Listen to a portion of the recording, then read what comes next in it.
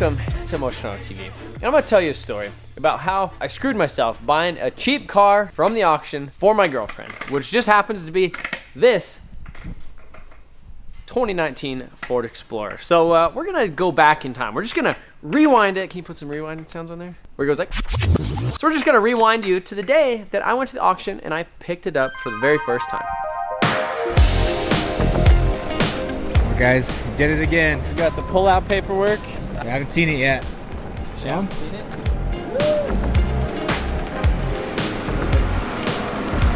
There it is. Do you think Jamie's excited? She's in the back seat right now. Yeah. That was the last wrecked Ford you had, huh? First impressions? Well, I didn't see this. The little frame horn. That's a little bit more than I thought. Fender's pinched a little bit back here, so that's a concern. It's got 22,000 miles on it. These headlights are only $1,000 a piece. And these things are cool, but good old Echo Beast. And this is the good Echo Beast, the big dog, huh? Yeah, it's the 3.5. 3.5 twin turbs keys. Yeah, this looks kind of crunched, bud.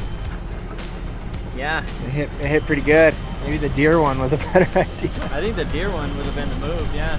Guys, so this is it on the trailer. This is a 2019 Ford Explorer Sport Edition, which means it is the EcoBoost all-wheel drive, 3.5 EcoBoost twin turbo, which is pretty cool. Pretty bad mom ride, I think. It has the third row in the back, leather seats, obviously, all that type of stuff. Let's see, we got some side curtain airbags, got the dual sunroofs or whatever.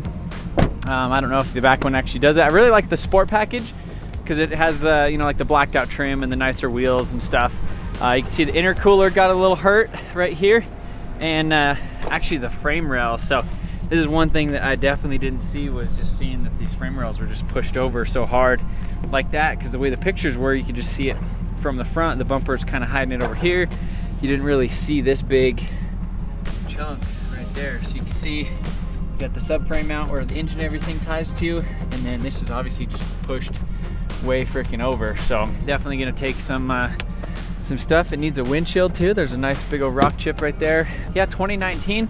This is the last year of this body style. You know, nice seats and heated and all that stuff too. I think these ones might be cool. 22,000 miles, fully loaded type deal, but it's wrecked. It's honestly a little bit worse than I thought, but we'll just have to get it back to the shop and start looking at it.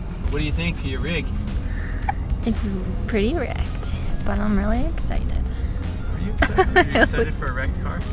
You excited to drive it in 6 months? I'm surprised that I'm excited about seeing a wrecked car, but I know what you can do to them, so. Yeah. You want to get out and look at it, or you want to wait till we get back? It's kind of hard to get out when I'm trapped between two car seats. She's got 2 car seats in the back. It's our little Copart adventure. Gonna get headed back to the shop and see how we're gonna unload this thing, because no battery, no nothing. So we'll see. Got her back to the shop today. It's not as dark and gloomy as it was yesterday when we picked this thing up, or snowy or whatever it is in Colorado. It's crazy. But yeah, I just stopped by the guy that has done all my frame pulling. So he pulled the stuff on my truck. He pulled the stuff on the BMW. He's gonna try to save the rails. He's gonna try to do all that type of stuff and basically get it pulled out. I'd stopped by there real quick just before I unloaded it over here and asked him, like, hey, what do you want me to take off or leave on? And he said basically just leave everything. So if I could get it running and moving under its own power, to be able to pull it off the trailer and to be able to get him to where he can move it around, because he's just one guy over there, that'll be the kind of the deal. So we looked right here. You can see there's a bent tie rod end, which is going to affect, you know, obviously us moving this thing. So I might call the parts store real quick, see if they have tie rod end. Also, I think the plan is basically just jack up this hood, try to get this plastic stuff up out of the way, charge the battery, see if this thing will actually crank over and run to where we could actually move it on and off the trailer without having any issues. So hopefully it starts. It is, you know, front wheel drive variant, so there shouldn't be any belts or anything slapping over here. There's a hose touching the alternator pulley, so maybe I'll have to pull out a little bit of stuff, but I could always use the, you know, the old trailer frame machine to pull some stuff out of the way, give us a little bit of room.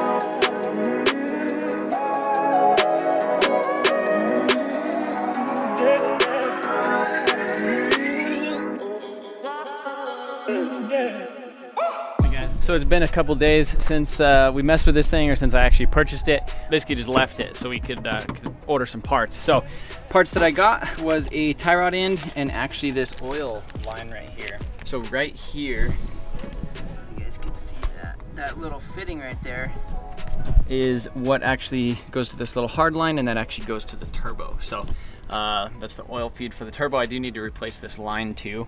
I should have ordered that too, but yeah, you can see it just goes to the top right there. So what I'm gonna go ahead and do is actually pull that out, get an easy out. This is basically like a NTP thread right there, like an 1/8. So I'll go ahead and get a little thread remover and disconnect all this stuff. Hopefully be able to put that back together to where we can actually get this thing to start and not squirt oil everywhere. I also need to order a valve cover. See right there, valve cover's pretty messed up, but as long as we can get it to start, go on and off the trailer, go to the frame shop, have him pull all this stuff over here. So not too stoked about you know, the level of damage it has, but just start plugging away, see if we can get her fixed. Went ahead and got that fitting out, got it all replaced right there. This right here was fitting, you can see the little threads right there, and then just went ahead and used this easy out to get that guy out. So had to bend the line a little bit and detach it from its little home right here, but I think she's ready to start. I put some rags in the intercooler piping and stuff. So this is basically the intake that goes in there. So probably just hop in it, fire it up real quick, see what she does.